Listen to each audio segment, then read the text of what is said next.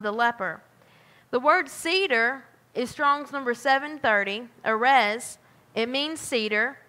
It comes from the root araz, which means to be firm, to made firm or strong. But it has a two-letter root, the resh zayin. Strong's number 7328, the word raz. It's an Aramaic word. It means secret or a mystery. There is something that is hidden within this passage. It's a mystery. It's a secret.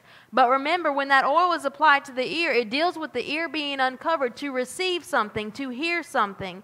In other words, he's revealing something that was once a mystery. He's revealing something that had once been a secret. And in Psalms 29, verse 5 through 6, we read, "The voice of Yahweh breaketh the cedars, yea, Yahweh breaketh the cedars of Lebanon. He maketh them also to skip like a calf, Lebanon and Syrian like a young unicorn." I want to look at the word breaketh. His voice breaketh the cedars. It's Strong's number 7665, shabar.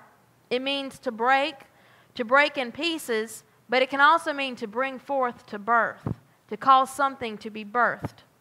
It's a cognate of the word sabar, which means to inspect, to examine, to hope, and also to wait for or upon. If you were to break this word down, it has a very beautiful word picture within it. It's spelled sheen, bait, resh. That sheen, bait, forms the two-letter root shuv, which means to repent, to return, to ask for forgiveness, to commit teshuvah. The end of this word, the beit resh, forms the two-letter root bor, which means cleanness, purity, and washing. It's exactly what the leper is doing. They're one who makes teshuvah. They're one that repents and returns in order to be cleansed, washed, and made pure. Now let's look at the word Lebanon. He breaks the cedars of Lebanon. Not only does he mention Lebanon, but he mentions another location as well. These are not two random names that King David, as he's writing the Psalms and praising Yahweh, randomly sticks here. They have a purpose. And when you take it back to the Hebrew language, he's showing you a shadow picture of what's going on with this leprosy, with his bride. And he's showing you a distinction that's about to be made. The word Lebanon is Strong's number 3844. It means whiteness. It's from the root Laban, which means to be white. But it's interesting, not only is white used to describe purity, but it also has another side to white. It's also used to describe leprosy. It's talked about when Miriam, she becomes leprous. She becomes white as snow. Now let's look at the word Syrian. Strong's number 8303, sharom. It means breastplate. But it comes from the root shara, which means to let loose, to free, or to set free. It's spelled with the same letters as the name Sarah, the bride, the noble woman. She's a shadow picture of the bride of Messiah. So as we begin to tie all this together, this particular verse here plugs in quite nicely to this cleansing of the leper. He's trying to allow us to understand that he's revealing, as this oil is anointed upon this ear and it's pulled back, the mystery that he's about to show you, he's about to birth something. He's about to reveal that which had been hidden, that which was a secret while it was in the womb is now about to be made known. It's a revealing of the seed. It's a revealing of the DNA, what a person has allowed to be planted within inside of them. And it's those that return, that make teshuvah. In order to be cleansed and washed, they're the ones that are able to wait with hope. They're the ones that can expect Yahweh to come for them because they've been inspected, they've been examined, and through the coming shaking, they have hope. Do you realize that you're told, fear not, you don't have to. Lift up your head because your redemption draws nigh. Why? Because the shaking cleansed you. You understood the purpose of it. You allowed it to remove the spots and wrinkles, and now you wait with hope. You wait expecting your groom to come for you. However, the shaking has a very different effect on those that have not refused to be cleansed. The shaking will differentiate between Lebanon, those that remain in their leprous state, those that remain white, those that don't allow the Torah to cleanse them, those that don't allow this shaking to remove these spots. It'll make a difference between these lepers and Sarah, Syrian, the bride who has been set free and loosed. That's the purpose of the coming shaking. If you're the bride, if you're Sarah, you don't have to fear. If you're Lebanon, if you're the leper who's still white in leprosy and you refuse to line up, you have everything to fear. It's no coincidence that the gematria of the name of this Torah portion, Metzora, it equals 400. That number is very important because it's the numerical value of the letter Tav. That letter Tav symbolizes the covenant, the very thing that Yahweh promised us. It's through his covenant that he promises to redeem you. So as you look at this term Metzora, not only does he tell you that you have leprosy, but he also lets you know that, hey, there's a covenant that promises to redeem you. There's one coming that's going to cleanse you, and in the shaking, your spots are going to be removed. In Genesis chapter 23, verse 16, you see this number 400 spoken of in the life of Sarah. It says, "And Abraham hearkened unto Ephron, and Abraham weighed to Ephron the silver which he had named in the audience of the sons of Heth, 400 shekels of silver, current money with the merchant."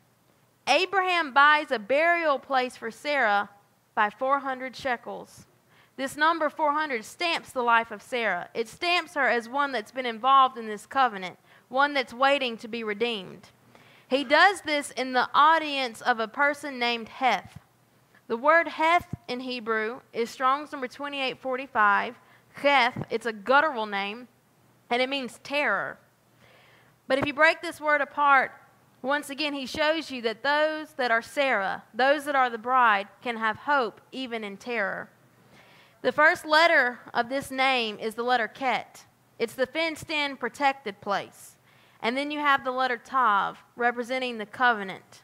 In this name, he tells Sarah, he tells the bride, he tells the one that is cleansed from leprosy that during the shaking, during the time of terror, during the time of Jacob's trouble, Sarah has a promise to be cleansed from her leprosy and redeemed. She will be let loose from death that has held her. Why? Because of the covenant that was made with Yahweh on her behalf. She's placed within the fenced-off, protected place by way of this covenant. This is the promise for Sarah. This is the promise for the bride, and this is something that you can depend upon and know for a fact because he has already declared it. In Genesis chapter 23, verse 19, we're told where Sarah is buried, what he bought with this covenant, with this 400 shekels. It says, "And after this, Abraham buried Sarah, his wife, in the cave of the field of Machpelah before Mamre. The same is Hebron in the land of Canaan." I want to look at the cave of Machpelah. The word cave is Me'ara. It means a cave, a den, or a hole. But it comes from the root number 5783, or, which means to be exposed, to bare, to be laid bare, or to be uncovered. Remember, it's the uncovering of the ear, and when that secret is revealed. He's tying this together for you. Those that have his DNA within him, those that when it's birthed, the fruit shows that they belong to him. They're the ones that's placed here. They're the ones that is placed within this covering during this time of terror. But if a different seed is birthed within you, if something else is uncovered, this place is not for you. It's a cognate of the word number 5785, or, which means skin. It's the same word used to describe what Adam and Eve are clothed with upon their fall when they lost the light. A play on words here, also being pronounced or. Now let's look at the word Machpelah.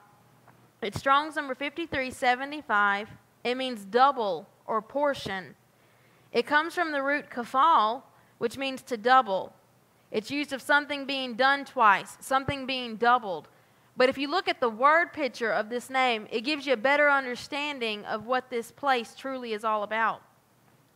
This word is spelled with the mem prefix, which means from or out of. And then you have the kaf pei. It actually spells out the name of a letter, the letter kaf, the palm of the hand, the sole of the foot. This is very important to this covenant that we've been talking about because he told Abraham wherever the sole of your foot touches, it would belong to him. It would be his. So as we look at this letter Kaf, it represents this covenant as well. Then you have the Lamed, which means to teach, to lead, and to guide.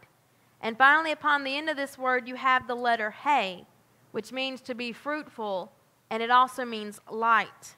What you have here is Sarah, the bride, who's in a state of death, which is exactly what leprosy is as well, the living dead. She's given a temporary covering of skins, the blood covering, until she can be restored back to this light. This is what the covenant is about. Until you can be restored, He covers you. He protects you, just like He did to them in the garden when He gave them this covering of skins. And this covering is made possible by this covenant that He's trying to teach you, this covenant, this Torah that He's given you, that He gave Abraham. He's teaching you once again how to receive the light. That's the purpose of this Torah. That's the purpose of the Hebrew language and why it's being restored. It prepares you to be changed back to that covering of light. It's preparing your DNA to be repaired and transformed. It says that this cave was before Mamre. The word Mamre means strength or fatness, but it's a close cognate of the word mar, which means bitter. We looked at it earlier, the bitter waters, and the name Miriam, the rebellious, adulterous, leprous bride. Once again, you see this contrast. You have Sarah, the bride, the one who's cleansed, the one that is hidden until her light is restored unto her. And now you have the leprous bride, the one that chose to remain in her nidah, unclean condition, represented by Miriam. She'll partake of the bitter waters, having refused the waters of life, those that would sprinkle her, those that would cleanse her and cause her DNA to be repaired and to be changed. Finally, 400 is also important because in another instance, when Yahweh speaks to Abram, He tells him, in Genesis 15:13, He says, "And He said unto Abram, Know of a surety that thy seed shall be a stranger in a land that is not theirs, and shall serve them, and they shall afflict them 400 years. Where were they afflicted? They were afflicted in Egypt. The word Egypt is Mitzrayim. It means double straits. But guess what? It has the same three-letter root as the word leprosy, Metzora, Mem, Zadi, Resh. Coming out of Egypt, coming out of Babylon, heeding the call of revelation causes the covenant to be remembered. When you leave Egypt, Sarah, the bride, is cleansed from her leprosy and she has her light restored.